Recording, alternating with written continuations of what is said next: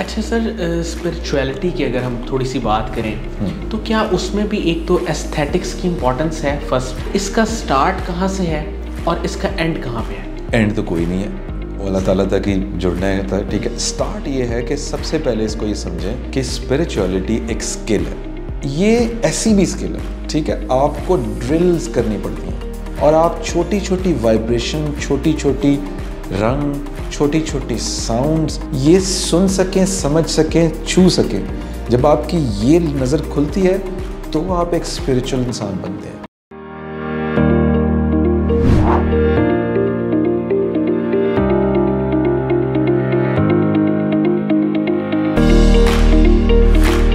अस्सलाम वालेकुम नाजरीन, शेयरिंग ऑफ प्रोफेशनल विजडम के साथ मैं हूं आपका मेज़बान अली रहमान खालिद।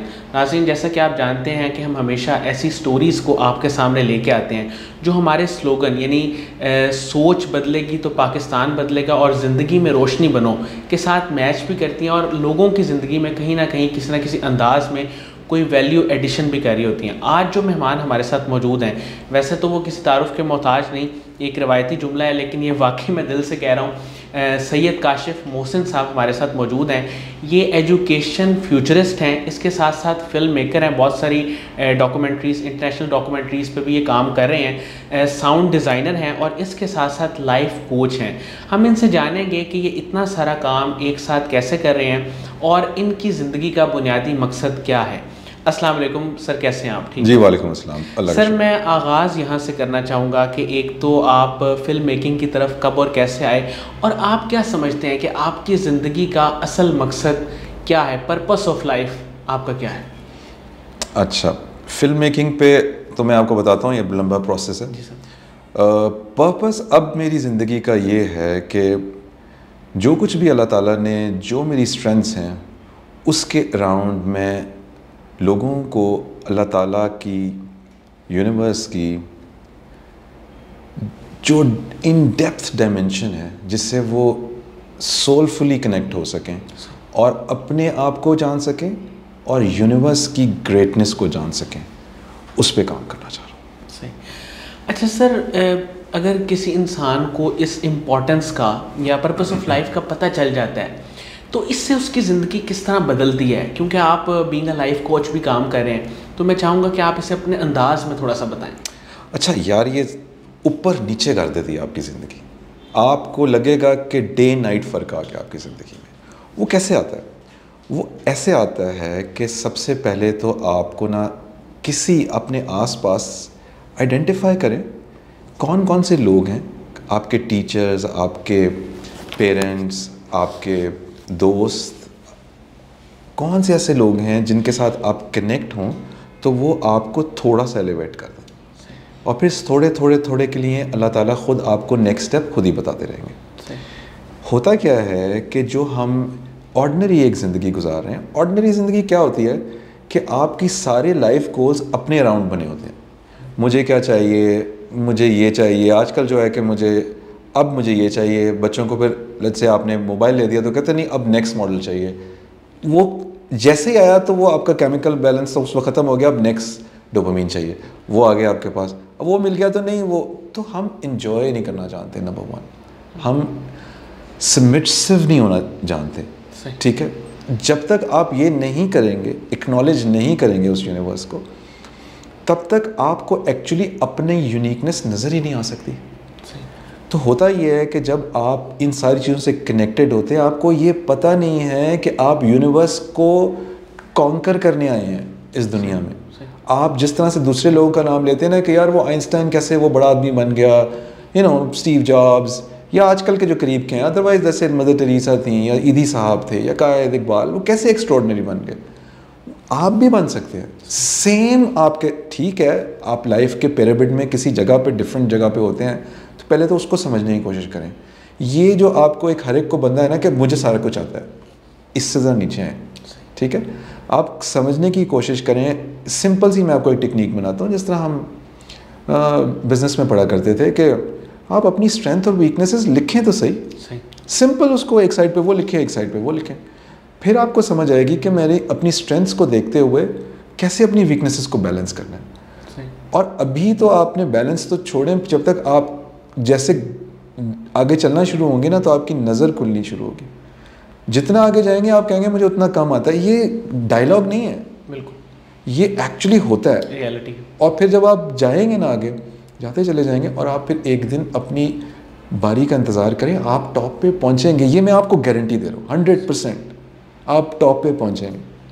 सर, हमारा आजकल का सबसे बड़ा मसला जो अभी आपने अपनी गुफ्तगू में भी बताया कि हम प्रेजेंट मोमेंट को एंजॉय नहीं करते। ज़िंदगी के किसी भी फेज़ में, मैं अगर अपनी ज़िंदगी को देखूं या किसी की भी अगर हम बात करें, तो प्रेजेंट मोमेंट को एंजॉय करना ये कैसे पॉसिबल है, और ग्रेटिट्यूड को प्रैक्टिकली हम कैसे प्रैक्टिस कर सकते हैं? अच्छा, 2-3 चीज़ें। अब ये सारी चीज़ें जो आपको, अब आपने लेट्स सपोज अपनी सोसाइटी में आसपास आप देखते हैं कि जब आप बच्चों को शुरू से ही इन चीज़ों पे आपने डाला हुआ है कि अभी इसमें माँ बाप ये सबका ही एक फ्लॉ है कि बच्चे को चैलेंजेस से नहीं गुजार रहे आप। सही। आप जापान में देखें, आप स्कैंडिनेवियन कंट्रीज़ में देखें, आप जर्मनी में देखें, क्या करते हैं वो अपने स्कूल्स आके, अपने घर आके खुद साफ़ करते हैं।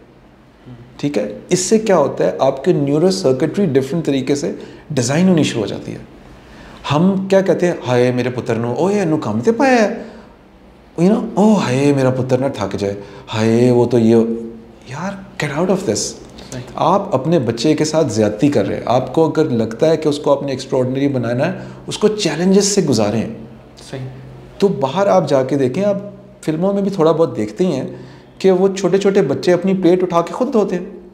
छोटे छोटे बच्चों को टास्क दिए होते हैं कि आपने अपनी डस्टिंग खुद करनी है, अपने बैग्स खुद करने हैं। तो आपने तो यहाँ आपने बच्चे घर आता है तो जिनके पास थोड़े बहुत अगर पैसे हैं, उन्होंने तो घर में उस बच्चे को छोटा सा खुदा बना दिया होता है। I am sorry to use this word. सारे नौकर उसको हर वक्त पैम्पर करने के लिए लगे हुए हैं। अब आप सोचें, ये वाला बच्चा जब बाहर जाएगा तो क्या होगा, क्योंकि बाहर तो ये नहीं होगा, फिर वो सड़कों पे खड़े होकर लोगों को गिरबान भी पकड़ेगा, क्योंकि सब उसको फिर वहाँ तो वो नहीं समझेंगे ना, वो डिससेटिस्फाइड भी होगा, वो फिर डिसऑनेस्टी भी करेगा, और फिर वो सारी सोसाइटी के अंदर एक डिस्ट्रक्ट पैदा कर देगा।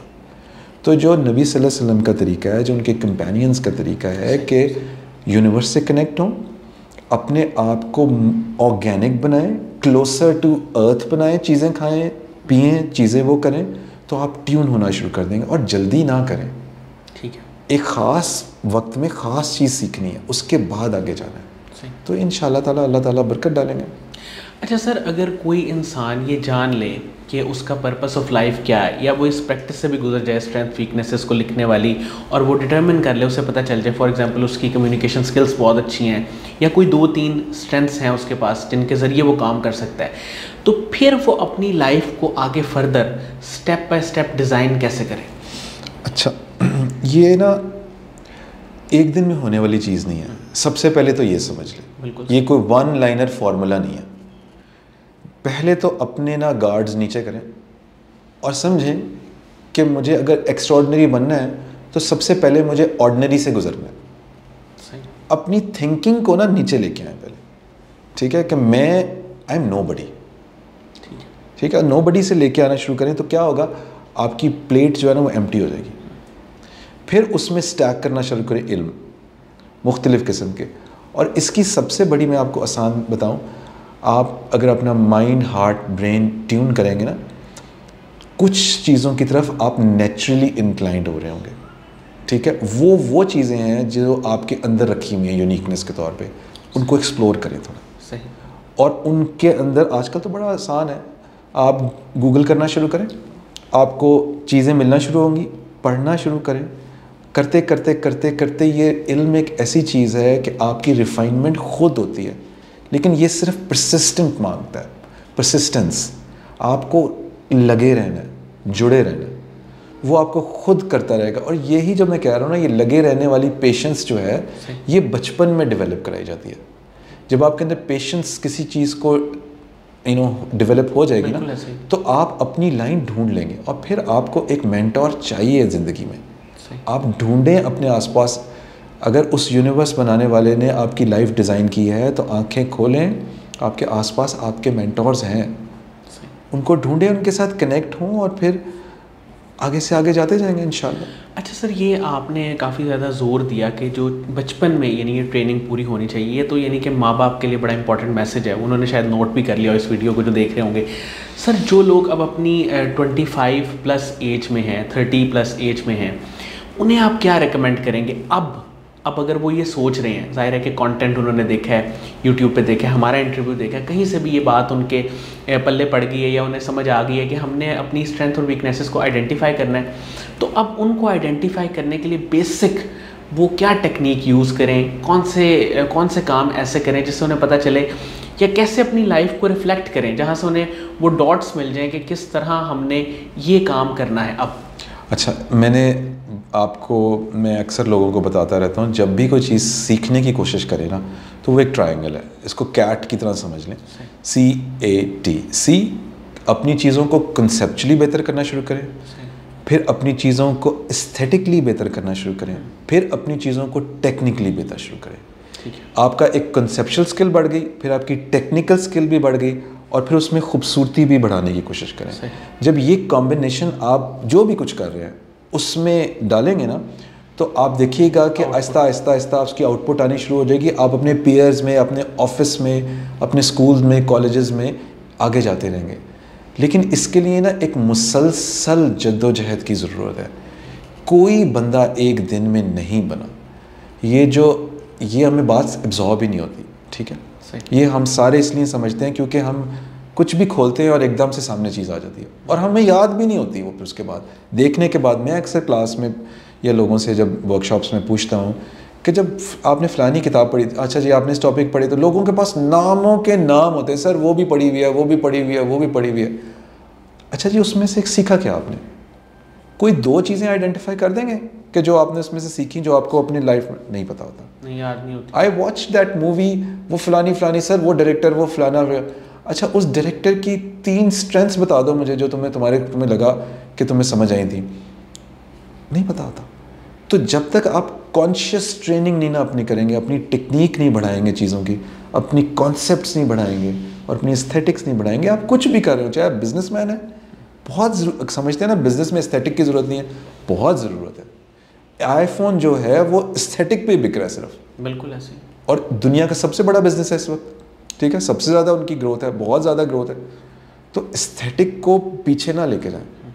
एस्थेटिक्स बहुत इम्पॉर्टेंट है। इंसान खूबसूरत चीज़ों को देख के अट्रैक्ट होते हैं, चाहे वो आपके लफ्ज़ हों, चाहे आपके विजुअल्स हों, चाहे आपकी साउंड हो, चाहे आपकी प्रेजेंस हो। इसमें अपने आप को बेहतर कीजिए। अच्छा सर, स्पिरिचुअलिटी की अगर हम थोड़ी सी बात करें, तो क्या उसमें भी एक तो एस्थेटिक्स की इम्पोर्टेंस है फर्स्ट, और सेकंड आप क्या समझते हैं, क्योंकि ये एक स्टेप बाय स्टेप प्रोसेस है, तो इसका स्टार्ट कहाँ से है और इसका एंड कहाँ पे है? एंड तो कोई नहीं है, वो अल्लाह ताला तक ही जुड़ना है, ठीक है। स्टार्ट ये है कि सबसे पहले इसको ये समझें कि स्पिरिचुअलिटी एक स्किल है, ठीक है। जब मैं स्किल कहता हूँ तो लोग एकदम से उनके कान खड़े हो जाते हैं कि यार ये क्या स्किल, आपने इसको पहली दफ़ा ये स्किल जो है स्पिरिचुअलिटी, ठीक है। तो ये कहते हैं लोग, कहते हैं कि स्किल से मुराद है हमारी कि जैसे कि 1 कैलकुलेटर होगा, उस पर 1 + 1 लिखेंगे 2 आ जाएगा, तो कोई ऐसी स्किल है, ये ऐसी भी स्किल है, ठीक है। आपको ड्रिल्स करनी पड़ती हैं जो आप पहले ज़मानों में सुनते हैं, जिसका आज वेस्टर्न पूरी जो है वो उसका मजाक उड़ाती है, वो कि जी स्टूडेंट्स को चक्कर लगवाते थे, उनसे चीज़ें मंगवाते थे, उनको कामों पे लगाया होता था। वो ये नहीं कर रहे होते थे, वो उन मुख्तलिफ़ चीज़ों में आपका पेशेंस जानने की कोशिश कर रहे होते, उसको बढ़ा रहे होते थे, आपका विजडम बढ़ा रहे होते थे, छोटी छोटी चीज़ों पे आपकी निगाह खुल जाए। सही। तो जब आपकी स्पिरिचुअलिटी क्या है, उन सारी छोटी छोटी दुनिया की चीज़ों की तरफ आपकी निगाह खुल जाए, और आप छोटी छोटी वाइब्रेशन, छोटी छोटी रंग, छोटी छोटी साउंड्स, छोटी छोटी महक ये सुन सकें, समझ सकें, छू सकें। जब आपकी ये नज़र खुलती है तो आप एक स्पिरिचुअल इंसान बनते हैं। और स्पिरिचुअल इंसान जो होता है वो मैं नहीं करता कि मुझे ये चाहिए, मुझे। अब आप इसको थोड़ी 2 मिनट के लिए ना इसको डाल के देखें आप ज़रा, इसको एज ए टेस्ट। 99% लोगों की गुफ्तगू मैं पे चल रही होती है। मैं वहाँ गया, मैं यूँ हुआ, मुझे ये चाहिए, मुझे ये पसंद है। मैं जब बाहर जाता हूँ ना तो मैं ये वाला खाना मंगवाता हूँ, मुझे ना ब्लू कलर बड़ा पसंद है, मुझे रेड कलर बड़ा पसंद है, क्योंकि मुझे यार ये अच्छा लगता है, कि मुझे लगता है यार ये वो मैं यार मैं कि गेम से बाहर आए, यार मैं तो बड़ा सेंसिटिव इंसान हूँ, सारी चीज़ें मुझे ही दे दो। भाई सेंसिटिव अगर आप इंसान हैं, आपको सबसे पहले प्रूव ये करना है कि आपको दूसरों के बारे में सेंसिटिव होना है। नबी सल्लल्लाहु अलैहि वसल्लम की ज़ात, उनके कंपेनियंस की ज़ात अल्टीमेट नमूना है इस सारी चीज़ का। ठीक है, नबी सल्लल्लाहु अलैहि वसल्लम की ह्यूमिलिटी, उनकी हम्बलनेस इतनी ज़्यादा थी, हम्बल थे, आपको पता ही है, बड़ी मशहूर बात है। हम अपने आप को मुख्तलिफ बनाने के चक्कर में लगे हुए हैं, और वो लोगों में ऐसे घुल मिल जाते थे कि जब कोई बाहर से आता था तो वो कहता था कौन है, बिल्कुल ऐसे। तो वो अंदर चल गए होते थे। अब इसकी छोटी सी मिसाल हज़रत मियाँ मीर देते हैं ऐसे से, वो कहते हैं कि जो सूफ़ी होता है वो होता है कि जब आपको वो मजमे में सूफ़ी देखे ना किसी, तो वो आपको पहचान ना सकें कि उसमें कौन है सूफ़ी या कनेक्टेड इंसान, लेट्स सी। लेकिन जब वो आपके साथ आपके कमरे में बैठे ना, तो इट ब्राइटन्स योर रूम। वो होता है बंदा सूफ़ी, वो है बंदा जो स्पिरिचुअली कनेक्टेड है, ना कि वो हर वक्त हर चीज़ में अपने वो करने की कोशिश कर रहा है कि जी मैं आवाज़ें भी लगा रहा है, अपनी बातें करी जा रहा है, अपने फ़लसफ़े मार रहा है। बेस्ट चीज़ है नबी सल्लल्लाहु अलैहि वसल्लम। मैं इसको, आप उसको थोड़ी देर के लिए रिलीजियस चीज़ से भी बाहर निकाल दें, दिस इज़ बियॉन्ड रिलीजन। उनका जो विजडम है, मैंने इसके ऊपर रिसर्च की है काफ़ी डिटेल में, उनके कंपेनियंस पे, और जो अगर आप मेरे चैनल पे भी जाके देखेंगे तो मैंने इस रमज़ान में कंपेनियंस ऑफ द प्रॉफिट पे एक पूरी सीरीज़ की है, ठीक है। और मैंने हज़रत उमर को, हज़रत अली, मैं ये 4 जो यूनिक पिलर बनाए। हज़रत उमर की जो वल्नरेबिलिटी थी ना, कि उनकी अंदर ताकत, गुस्सा या वो सारा कुछ, उसको तोड़ा नहीं उन्होंने, चैनलाइज किया। बिल्कुल बेहतरीन अंदाज में। ये है तरीका। आप जब यहाँ जाते हैं तो उस्ताद अपनी कार्बन कॉपी बनाने की कोशिश करता है। This is the biggest mistake. Carbon copy नहीं बनानी, उसकी यूनिकनेस को लाइटन करना है, तो आप छाएंगे। तो क्योंकि अल्लाह ताला ने हर एक को मुख्तलिफ बनाया, एक जैसे बंदे बना देता। तो नबी सल्लल्लाहु अलैहि वसल्लम ने तो कभी कार्बन कॉपियाँ नहीं बनाई, नहीं, ठीक है।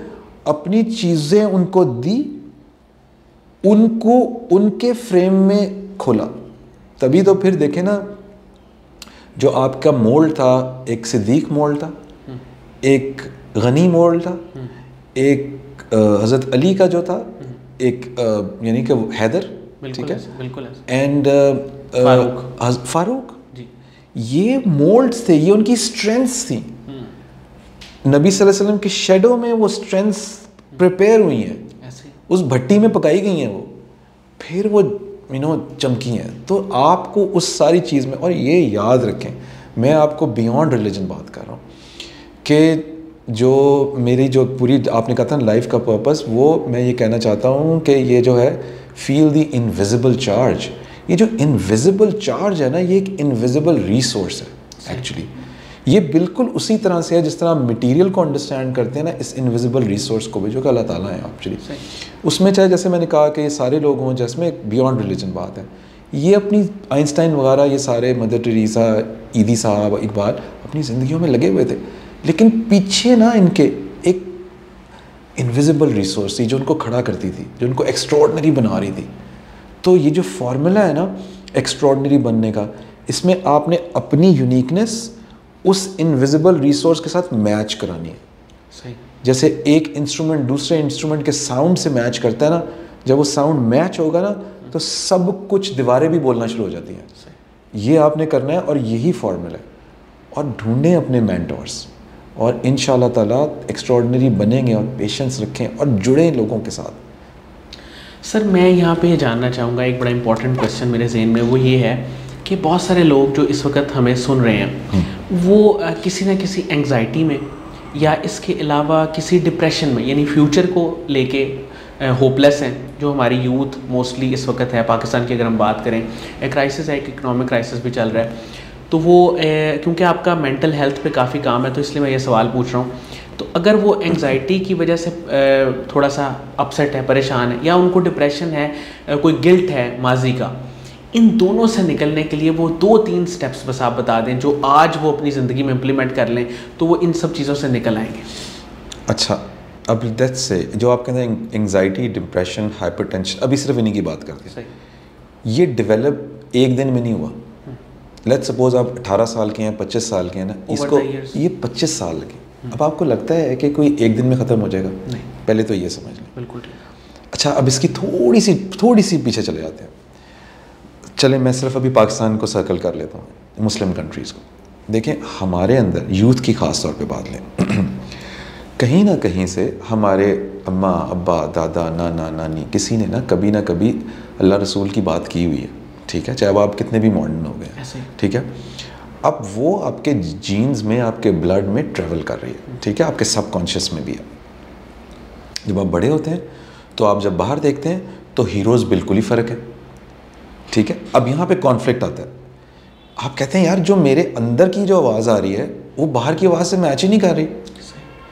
यहाँ से वो डिप्रेशन शुरू होता है कि मेरे जो हीरोज़ जो मुझे बताए गए थे वो हीरोज़ तो बहुत वीकर हैं। ये तो सारे हम इलॉन मस्क की बात कर रहे हैं जी, हम बिल गेट्स की बात कर रहे हैं, हम जेफ बीजोस, व्हाटएवर, इनकी बात कर रहे हैं। अब इनको जब आप गौर से देखेंगे ना सारों को, ये सिर्फ पैसे की सक्सेस है, ठीक है, इनका पैसे का भी बड़ा रोल है। अगर अल्लाह ताला की वो एक नेमत है उसको यूटिलाइज़ कैसे करना है। अच्छा, तो जब आप ये कॉन्फ्लिक्ट करते हैं और जब आपने अंदर जो सुना था वो जो हीरोज़ थे वो क्या कर रहे थे, वो सोसाइटी को वापस देने के लिए नहीं लगे हुए थे।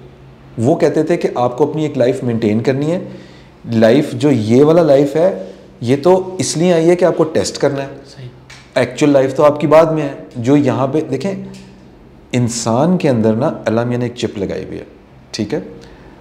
एक्चुअली इंसान जो है वो एक्चुअली अपनी जन्नत ही बना रहा है, चाहे वो इस दुनिया में बना ले चाहे वो उस दुनिया में बना ले। तो वो जो लोग घूम रहे हैं ना इस जगह चीज़ें पैदा करने वाले, वो उस चिप की जन्नत यही बना रहे हैं, यानी वो अल्टीमेट चीज़ें यहीं पे पाने की कोशिश कर रहे हैं। लेकिन जो आपके अंदर जो चल रहा है, मैं मुस्लिम की बात कर रहा हूँ, वो कह रहा है कि यहाँ मेंटेन करो और अगली रिसोर्स के लिए जाओ, क्योंकि जो एक बिगर डायमेंशन है। अभी मैं उसमें साइंटिफिक पर नहीं जा रहा, उस पर जब आप बात करेंगे तो मैं आपको बताऊंगा वो तो इतनी बड़ी डायमेंशन है कि वो आप सोच भी नहीं सकते। बिल्कुल है, ठीक है। तो जब अल्लाह ताला ने कुन कहा था ना, तो वो कुन कोई ऐसे नहीं था कि कुन कह दिया, वो एक कुन के अंदर लफ्ज़ भी थे, उनकी भी डेप्थ थी, उसके अंदर साउंड भी थी, उसके अंदर फ्रीक्वेंसी भी थी, उसके अंदर फिजिक्स भी थी, उसके अंदर केमिस्ट्री भी थी, उसके अंदर बायोलॉजी भी थी, उसके अंदर न्यूरोसाइंस भी थी, वाइब्रेशन भी था, कंप्लीट एक फॉर्मूला था उन्होंने निकाला और वो मल्टीपल लेयर्स में उसका इफेक्ट आया। सही। तो जब ये होगा ना, तो ये इम्प्रेशन, जब आपको ये बात इस तरह से समझ आएगी ना कि वो जो हमारे हीरोज़ हैं, वो हमारे जो चीज़ें हैं, वो तो बड़ी उनकी, दे वर द रियल पीपल। तो मैं ये नहीं कहता कि ये इस सारी चीज़ को यार अपनी पास्ट प्रेजेंट फ्यूचर को मिलाएं, इट्स ए कॉम्बिनेशन। जब लेट्स सपोज जो आइंस्टाइन की रिसर्च थी, उससे पहले की साइंटिस्ट की रिसर्च पे बेस थी वो, फिर वो आगे चली गई। ठीक है। तो पिछली वाली रिसर्च को यूटिलाइज करें, अगली वाली चीज़ों को मैच करें, फिर अपनी यूनिकनेस के साथ उसको मल्टीप्लाई करें और फिर देखें वो E=mc² से कैसे आगे जाता है। अच्छा सर, आपका एक अपना इदारा भी है 1A के नाम से, वो इस वक्त करंटली मैं चाहूँगा इन शॉर्ट आप बता दें किन प्रोजेक्ट्स पे काम कर रहे हैं और फ्यूचर में आपके क्या गोल थे। 1A जो है वो उसका मेन ऑब्जेक्टिव है कि हार्ट्स एंड माइंड्स को ट्यून करें, ठीक है, मॉडर्न टूल्स के थ्रू। तो उनमें 3 हमारे मॉडर्न टूल्स हैं। एक हमारा है 1A talks, it is similar to TED talks, लेकिन हम कहते हैं कि आर्ट, साइंस और स्पिरिचुअलिटी के साथ जब इंसान मिलता है तो तब वो एक्स्ट्रॉर्डिनरी बनता है। तो हम इस प्लेटफॉर्म पे उस तरह के लोग बनाते हैं जो टॉप माइंड्स हैं। नंबर 2 हमारा जो है वो है हमारी वर्कशॉप्स, जो कि मैं मेंटरिंग की वर्कशॉप्स कराता हूँ, जिसमें मैं मेडिटेशन कराता हूँ एंड देन फिर मैं एक पूरा सेशन होता है एंड देन फिर मैं कुछ क्वेश्चंस पूछता हूँ। तो मेडिटेशन को कराने का मकसद ये है कि मैं कहता हूँ कि आपकी जब तक ब्रेन रीवायर नहीं होगी ना, क्योंकि एंग्जाइटी डिप्रेशन की वजह से वो डिस्टर्ब हुआ हुआ है सारा कुछ, तो वो रीवायर होकर वो नीचे लाएंगे तो तब नई सही वाली इन्फॉर्मेशन अंदर जाएगी। तो ये हम करते हैं। और देन फिर मैं कहता हूँ कि जो आपका गोल था, जो हम पहले बात कर रहे थे, कि जब आपसे पूछा जाता था कि what do you want to become when you grow old, तो हम जो भी बताते हैं हम, एक्चुअली मैं कहता हूँ ये क्वेश्चन ही गलत है, जिसकी वजह से हमारा गोल छोटा हो गया है। तो मैं उनका गोल रीडिफाइन करता हूँ। Question is how would you like to serve the universe when you grow old. तो जब आप ये गोल को इस तरह से करते हैं ना, तो आप पाकिस्तानी गेम से बाहर निकल जाते हैं, आप यूनिवर्स पे चले जाते हैं। सही। ये वो फॉर्मूला जिसकी आपने पीछे सवाल पूछा था। तो फिर आप बड़ी डिमेंशन पे जाते हैं। तो पहले दिन से जब आपकी सोच बड़ी हो जाएगी ना, तो ऐसे जाएंगे। तीसरी हमारी जो है वो, क्योंकि मेरी सारी ज़िंदगी फिल्म्स में और उसमें गुजरी है, documentaries, ads, commercial top level पे मैंने किए हुए, तो वो मैं अपने फिल्म के थ्रू बहुत सारी सीरीज़ की हैं, जिन्होंने लेजेंड्स पे सीरीज़ की हैं, कंपेनियंस पे सीरीज़ की हैं, नबी सल्लल्लाहु अलैहि वसल्लम की लाइफ पे सीरीज़ की हैं, और जो दुनिया में जो बहुत सारे ग्रेटर जो भी माइंड्स हैं जो बड़े, उनकी ज़िंदगियों पे की हैं। और उसमें से समझना क्या है एक्चुअली, उसमें ये मैं कर रहा हूँ। तो ये वाने करता है 3 चीज़ों से, ताकि आपको उस एक्स्ट्राऑर्डिनरी की तरफ लेके जाऊँ और आपका गोल जो है ना वो यूनिवर्सल हो जाए। सर, कासिम अली शाह साहब के काम को, उनकी फाउंडेशन को, उनके लेक्चर्स को आप कैसे देखते हैं? अच्छा, सबसे पहले तो मैं एक ये चीज़ बता दूँ कि कासिम अली शाह साहब ने बड़ी मेहनत की है, ठीक है। जो आज अगर आप उनको देख रहे हैं ना, उन्होंने फाउंडेशन बनाई है ये वो, इसके पीछे रिगरस एक बहुत ज़्यादा मेहनत है, वो लगे रहे हैं। उन्होंने ड्रिल किया है एक ही जगह पे। जैसे साइंसदान ये नहीं करता कि पानी निकालना है तो यहाँ ड्रिल करे, वहाँ ड्रिल करे। अगर उसको समझ आ गई ना कि इधर है, तो बस फिर इधर ही नीचे जाता जाएगा, और फिर जब तक वो पानी नहीं ना निकलेगा तो वो खड़ा रहेगा। तो परसिस्टेंस से उन्होंने काम किया, जिसकी वजह से वो पानी निकला है, ठीक है, उन्होंने किया है। और फिर ये कासिम अली शाह फाउंडेशन जिस तरह से कंट्रीब्यूट कर रही है आपको सोलफुली कनेक्ट करने में, वो आई थिंक बड़ी कंट्रीब्यूशन है। और खुदा के लिए लोगों की नेगेटिव चीज़ें ढूंढनी बंद कर दें और उनके उस चीज़ों को ढूंढें जो नबी सल्लल्लाहु अलैहि वसल्लम का तरीका है, कि लोगों के अंदर से अच्छाइयाँ ढूंढनी शुरू करें। बिल्कुल ऐसा। क्या आप खुद परफेक्ट हैं? तो फिर नबी सल्लल्लाहु अलैहि वसल्लम इज़ वो मेयार है। लोगों में से उनकी अच्छाइयाँ देखें, वो अगर आप अच्छाइयाँ देख के अच्छाइयों से कनेक्ट करेंगे तो वो, मैं आपको ये गारंटी देता हूँ इंशाअल्लाह, क्योंकि नबी सल्लल्लाहु अलैहि वसल्लम का फॉर्मूला है, वो बुराइयों को भी अच्छाइयों में ना छुपाना नहीं है, वो कन्वर्ट कर देगी, ठीक है। और वो जो बुराइयाँ नहीं कमियाँ होती हैं, ब्लाइंड एरियाज, ठीक है, उसको आहिस्ता आहिस्ता ग्रे एरियाज़ को भी लाइट करना शुरू कर देगा। तो ये thank you so much Syed Kashif Mohsin साहब, आपने हमारे लिए टाइम निकाला। नाज़रीन, मुझे उम्मीद है कि इनकी गुफ्तगू से आपने बहुत कुछ सीखा होगा, और बिल्कुल प्रैक्टिकल इनकी गुफ्तगू थी, कोई उसमें ऐसी चीज़ नहीं थी जो आपको अननेचुरल लगे। इन्होंने स्पिरिचुअलिटी को भी टेक्निकली इन्होंने एक्सप्लेन किया, और जो इन्होंने स्किल की बात की वो बड़ी इंपॉर्टेंट थी, वो बहुत सारे लोगों को चाहिए कि वो इसको समझें। इसके साथ ही इजाज़त दीजिए, अपना बहुत ही ख्याल रखिएगा। इंशाल्लाह दोबारा हाज़िर होंगे एक नए इंटरव्यू के साथ। तब तक के लिए अल्लाह हाफ़िज़।